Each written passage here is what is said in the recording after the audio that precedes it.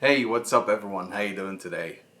As you can see, today I'm not in my office. I'm here in Las Vegas attending the W PPI to check out what's the new in the photography and videography business. It's basically a wedding type of event, like for dedicated for wedding photography and videography. But the reason I'm here, probably know from the actual title, is the actual Canon EOS R5. Yep, I took a look at it. I saw it, and wow, everybody's waiting for this. You have no idea how much people were waiting actually on the booth for Canon, like every other booth, like the Nikon booth or the Sigma or the Sony booth. There was a lot of people, especially in the first day. There was a lot of people on the actual booth. Didn't like even have time to check it out, but I went the second day and I checked it out and took some footage for it. I'll put it in. But before we put it in, make sure you subscribe to the channel. If you like my videos, check out the previous videos that I have. And of course, you can always follow us on Instagram. I'll leave the handles right there. And let's start with the Canon. Alright, the first thing that I noticed, the first thing that I noticed is actually the body itself. It's larger than the EOS R. It's a little bit larger than the EOS R. Not like hugely larger, but it's bigger. The grip is different. I wish I can have it in front of me, but you can see from the footage, the grip is a little bit bigger. And I assume that the grip was a little bit bigger and the body itself is bigger due to the actual adding of IBIS or the image stabilization. They had to actually have some room for the sensor to move and the magnets to pull the gyroscopic kind of movements for the IBIS, and also the card slots, because it's confirmed that it has two card slots. It's not sure yet if it's going to be SDs or CF Express, but from what I've seen people talking about, it definitely has to have CF Express cards because it shoots 8K, and we're gonna go to the specification a little bit later, but I'm just giving you my notes on how the body looks like. One more thing from the grip difference, it's more enhanced, the grip. I think that also the battery might change. We might see a larger battery, we might see a better performing battery in order to handle the processing power for the 8K and the 20 frames per second burst modes. These requires like a lot of processing power and a lot of energy, so it drains the batteries. So I assume, I'm not sure about that, don't take my words for that, but I assume that the battery would change from the ones that we have in the EOS R. Now let's talk a little bit about the specifications that we have confirmed from Canon and the ones that are rumored. The actual confirmed specs from Canon is it does shoot 8K. Yes, as you've seen all the videos all over YouTube and all over the internet, it does shoot 8K, and it does shoot 8K. We don't know if it's going to be cropped, if it's going to be raw, what type of 8K are we talking about, but it's definitely video 8K. And for the stills part, it shoots 12 shots per second, that is mechanical, and on the silent mode it does 20 frames per second. I'm not into photography a lot, but I'm just showing that in. And of course, the most important feature that everybody's waiting for is IBIS. Canon confirmed that this is going to be one of the first cameras that will have IBIS, like actual mechanical image stabilization in camera. That they claim it's about 6 stops or maybe even 7 stops or something like that. It's something that we definitely are looking at too. It's gonna help a lot in both, in stills and in video. So it's gonna be something, I believe it's going to be something really everybody's going to be waiting for in this camera.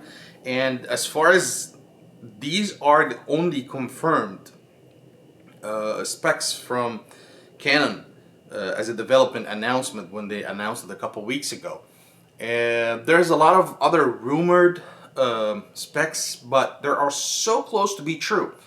For example, image, the sensor is how many megapixels? I think from to be able to shoot that 8K, it has to be 33 and above. Like I would say 35 megapixels. Maybe the rumors is saying 45 megapixel.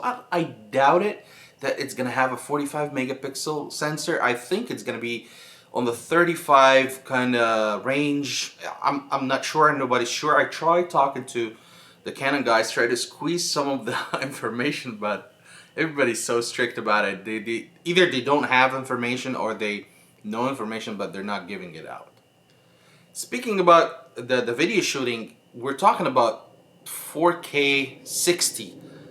I'm not sure, but 90% it's going to be shooting 4K 60. From the Canon Rumors website, it says that it's going to shoot 4K 120 frames per second, but I highly doubt that, because that will incorporate a huge type of crop, and I don't think that would be something that the cripple hammer will do. Oh, camera conspiracy, I took that triple hammer out of you too.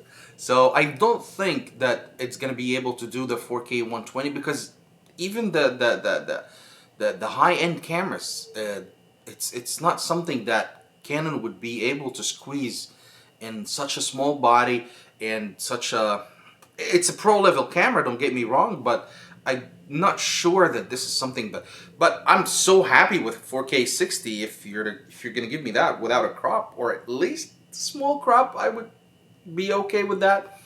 For sure that it's gonna be probably like the 1DX Mark III, the take out all the same processor, the engine, the CMOS sensor, the image processor, the Digic one, Digic 10 or the Digic X. I hope they can have that, or maybe they're preparing something even better, or something specific to the EOS R5. But there's definitely room for having new sensors, because the body is a little bit larger. It's not hugely larger, but it's a little bit larger.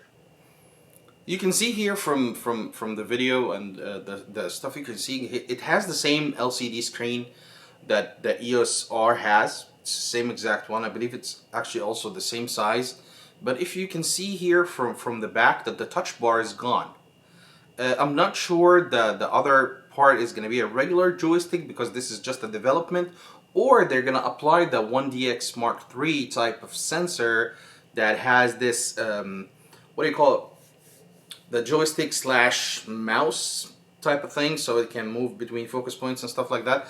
I think this would be done. It's not unclear on that images. As you can see, it was really back to the wall, so nobody was allowed to see it like that. So I'm thinking that this probably here, because of just this is like a prototype or a development body for us to check out.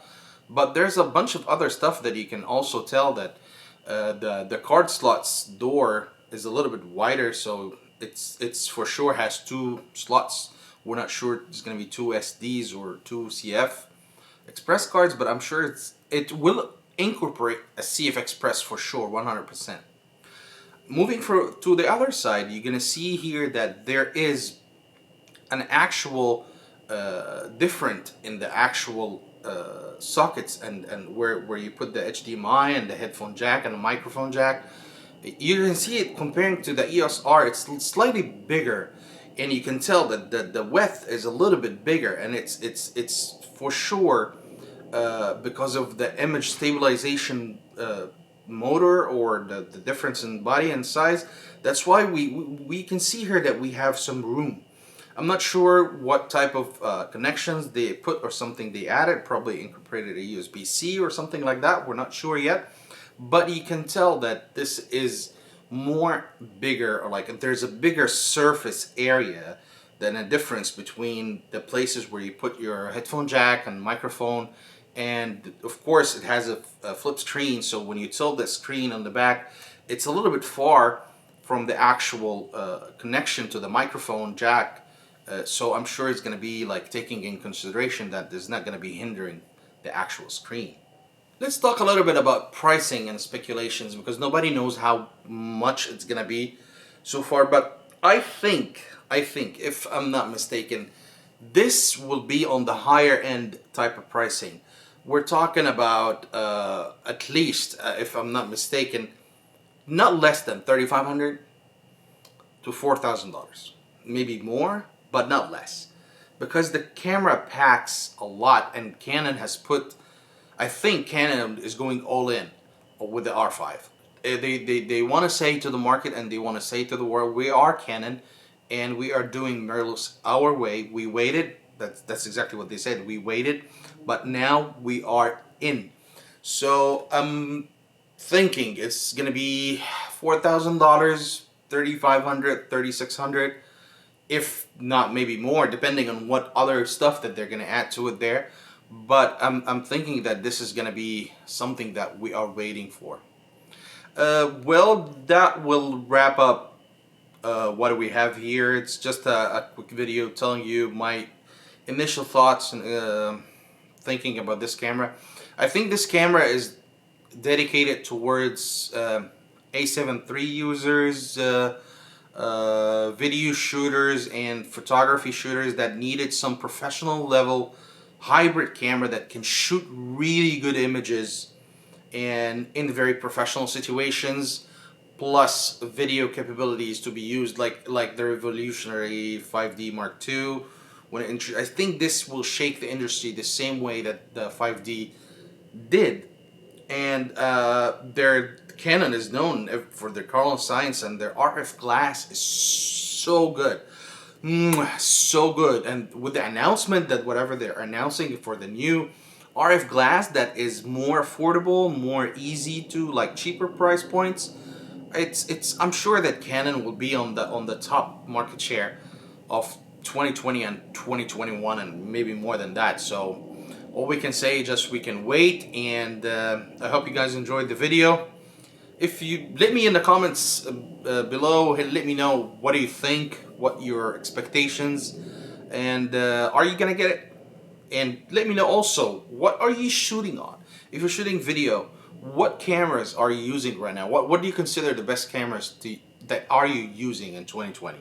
So that's it, guys. If you're not subscribed yet, please hit that subscribe button, and I will catch you in the next video. Cheers.